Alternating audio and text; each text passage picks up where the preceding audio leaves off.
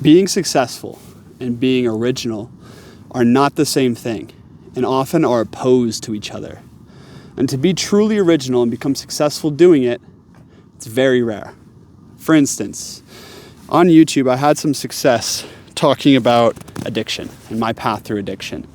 And I could have just made video after video talking about addiction, talking about the nuances of it, built the channel about one thing, right? And I would have gotten a lot of coaching clients, maybe been racking in a lot of money.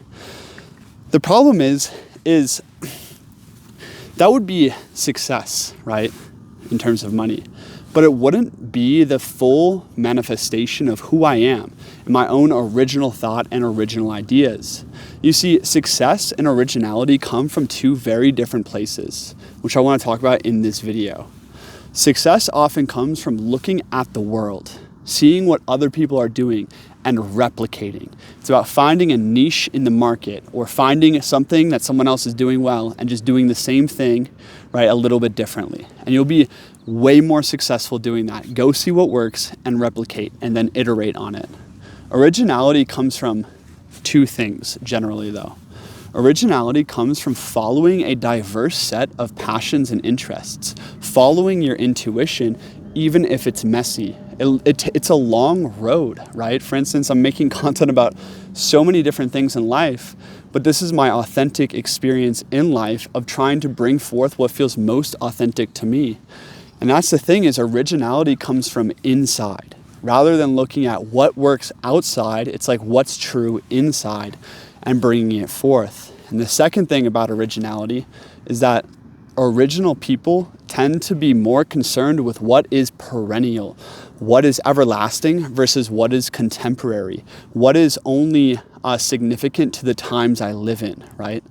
For instance, 90% of people are very concerned with day-to-day politics.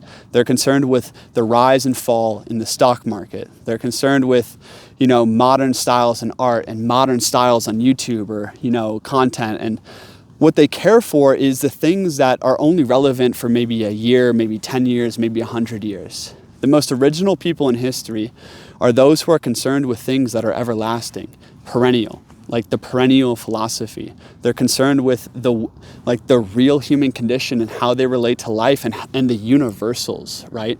Rather than the specifics.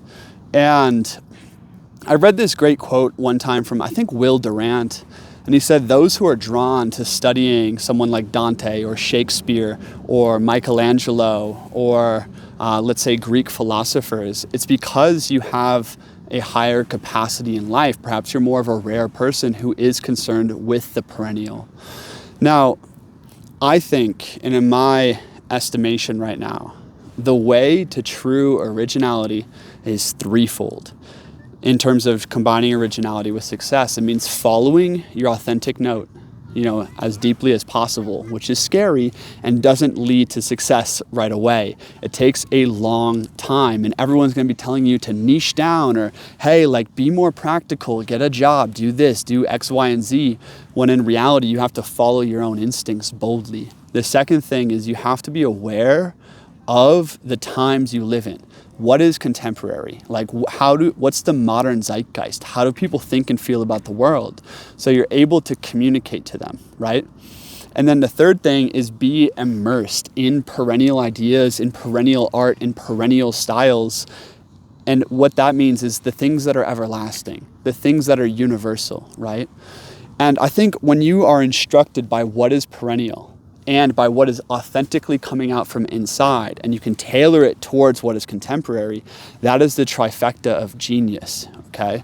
I think of someone like Moses coming down from the mountain with as a prophet with his 10 commandments.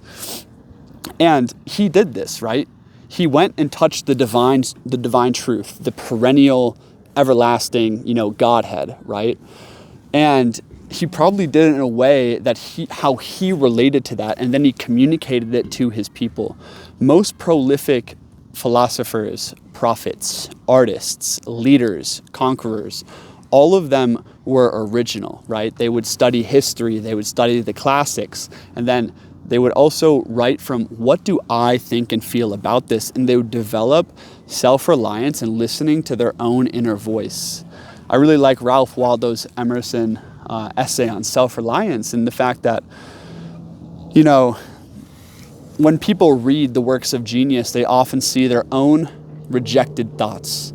And it's because a lot of people aren't tuned in to, what do I think about this? How do I feel about this? And trusting your authority and building your own voice inside, and then tailoring that to the outer world.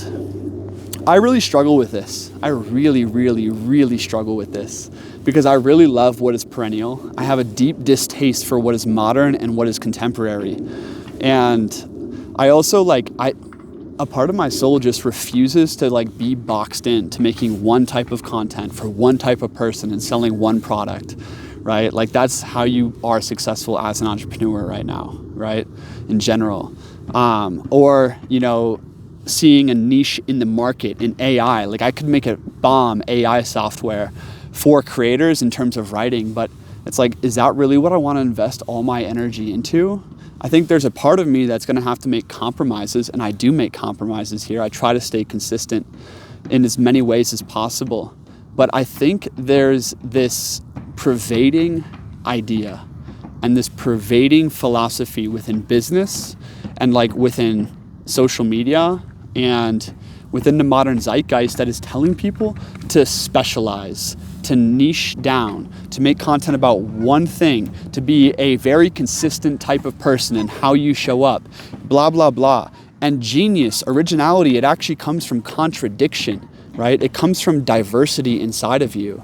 And that's the thing, is hey, on one hand, I'm Nietzschean, I'm, the heroic ideal, some of the far right ideas, I enjoy them. On the other hand, I really like the way of Christ, I like the way of compassion, and that makes a lot of sense to me as well, right? There's contradictions inside of me. I could make so many videos about this, but I think it is contradictions, the tension within you, that actually births genius, that births originality. So all this advice to specialize, if you want to be common, right, and you want to be successful, do it. Niche down, specialize, right? Want to have a dent in history, and you want to be original and become a true individual in how you lead your life, it means not conforming yourself to what you see in the crowd. That's all I gotta say. Peace. Oh, by the way, link below to talk to me one-on-one and join our men's group. Conversations like this all the time.